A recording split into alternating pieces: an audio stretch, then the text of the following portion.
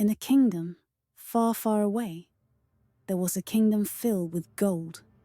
Travelers spoke of its beauty, its towering spires that touched the heavens, its streets paved with gleaming stones, its castle grander than any other in the land. Yet, for all its splendor, there was a hush to the place, as though the wind itself dared not disturb its secrets. It was to this kingdom that Arya came one storm-ridden night. Rain lashed at her skin, her cloak clung to her like a second sodden flesh, and each step felt like dragging the weight of the sea. She had traveled far, crossing forests, thick with shadows and rivers swollen with the season's wrath, all for a chance at salvation, a chance to claim what she believed was rightfully hers.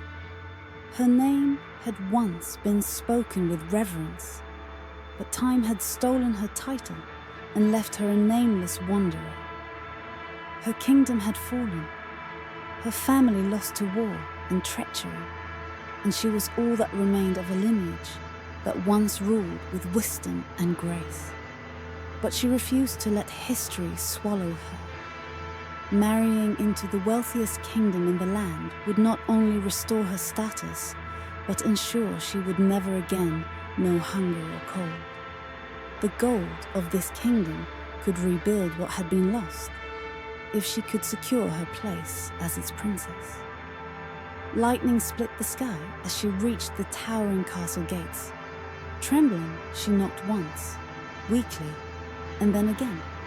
The heavy doors creaked open, revealing a tall woman in a dark gown, her silver crown glinting in the torchlight. Queen Margaret studied Arya, her cold gaze sweeping over her with an interest that made Arya's stomach twist. "You claim to be a princess?" Margaret asked, voice smooth as silk, but sharp as a knife. "I am," Arya said, straightening despite her exhaustion. "I was lost in the storm. Please grant me shelter." Queen Margaret's lips curled into something that might have been a smile. "Of course, my dear." She beckoned Arya inside, leading her through the grand halls of the castle. The air was thick with the scent of burning tallow and aged parchment. The walls lined with towering tapestries that depicted battles long won and rulers long buried. Arya could feel the weight of history pressing down on her, a quiet, invisible force that made each step heavier. The servants they passed were silent, their eyes cast downward, their movements measured and deliberate, as if any misstep would summon unseen consequences. The stone walls were adorned with rich tapestries, glittering chandeliers, and polished marble floors. Wealth dripped from every surface, an unmistakable reminder of the power Arya sought to claim. Yet, there was something unsettling about the silence that hung in the air, as though the castle itself was holding its breath. Prince Jonathan stood at the foot of the grand staircase, watching her with quiet curiosity. He was handsome, regal, but his eyes were hollow, his expression distant. He did not speak as his mother led Arya deeper into the castle. "You must be tested," Margaret said. "A true princess is delicate, sensitive to even the smallest discomfort." She brought Arya to a chamber where an enormous bed stood, stacked impossibly high with 20 mattresses. At the very bottom, beneath them all, lay a single pea. "If you are a true princess, you will feel it," Margaret murmured. Arya hesitated, but nodded. She climbed up the ladder, settling atop the bed. The weight of the mattresses beneath her was unusual, warm in a way that made her uneasy. Queen Margaret extinguished the candles.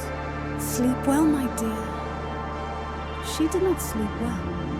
The silence of the room was deceptive, wrapping around her like a cocoon. But within it, something pulsed. It was not just the bed shifting, nor the wind moaning through the high stone corridors. It was a presence, something ancient and restless, lurking just beyond her senses. Sleep was an elusive thing, slipping between her fingers like mist as she lay atop the towering bed. Every time her eyes fluttered closed, she felt a shift beneath her, a subtle movement, as though the bed itself was alive.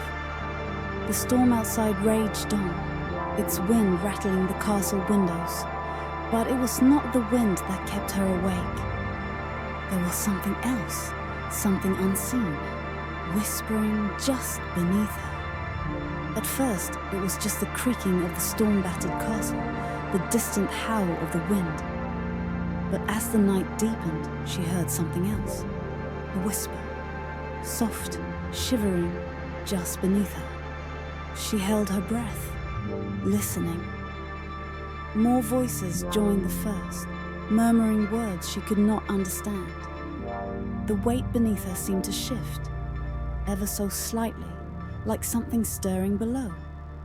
The bed was too warm. The air felt thick, suffocating. Heart pounding, she sat up and hesitated only a moment before peeling back the first mattress. The whispering grew louder. She tore off another, then another, panic clawing at her throat. Beneath the 10th mattress, she saw it. Bones. A skeletal hand, tangled in the stuffing. A skull, its hollow sockets staring up at her, jaw frozen in a silent scream. Her breath hitched as she stumbled back, hands shaking. Dozens of remains were crushed into the fabric, woven into the stuffing. The whispers rose in a mournful cry. A shadow darkened the doorway. Queen Margaret stood there watching, her eyes gleaming in the candlelight. "Did you sleep well, my dear?" Arya's mouth was dry. She forced her voice to remain steady. "Yes," she lied. "I felt nothing at all." For a long moment, Margaret simply stared at her. Then she smiled. "Then you must be a true princess." The next day, the kingdom celebrated. Arya, still shaken, was dressed in the finest silks, crowned with jewels, and declared Jonathan's bride. He took her hand with a careful smile, but his fingers were cold, unmoving. The wedding was grand, a spectacle of gold and music. Chandeliers glowed with 1,000 flickering candles, their flames reflecting off gilded walls and polished floors. The halls were filled with laughter and song, courtiers spinning in dazzling silks, their faces masks of delight. Arya stood beside Jonathan, their hands entwined before the assembled kingdom. Yet his grip was lifeless, his expression unreadable. She told herself it was over. She had survived. The nightmare was behind her. And yet, as she glanced towards Queen Margaret, watching from her throne with an impassive smile, a shadow of unease curled in her stomach. On their wedding night, Margaret led her once more to the chamber. The bed loomed tall, its layers newly fluffed. The room smelled of lavender and something sickly sweet beneath it. "One last tradition," Margaret cooed. "The new princess must sleep in the royal bed once more." Arya's heart stammered. She wanted to run, to scream, but Jonathan took her hand, guiding her gently up the ladder. His eyes were empty, but his grip was firm. She laid down. The whispers began immediately.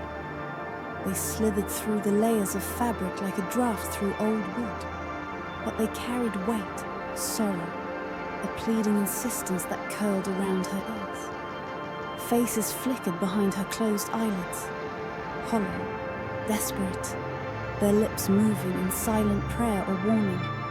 The scent of lavender thickened, but beneath it, something metallic and sour clawed at her senses. They were louder now, desperate. Run. Don't let them take you. She sat up, but the weight pressed down, heavier than before. It was no longer just a sensation of fabric and stuffing. It was as if unseen hands gripped her arms, her legs, pulling her down, binding her to the bed. The whispers became cries, the air thick with an oppressive presence. And then she felt it, a bony hand brushing against her back, impossibly close, beneath the layers of fabric. She gasped, struggling to move. Prince Jonathan's face was the last thing she saw before she sank, his mouth moving silently. "I'm sorry." Queen Margaret's voice was soft, distant. Only the most delicate survive. The rest become part of the bed. The whispers rose into a scream. The next morning, Margaret announced to the court, "The test has failed. Another pretender. Prepare the bed." A new mattress was placed atop the stack, and the kingdom waited for the next princess to arrive. Thank you for joining us in the world of Twilight Fables. If you enjoyed this tale and want to hear more stories like this, please subscribe and hit the notification bell for more.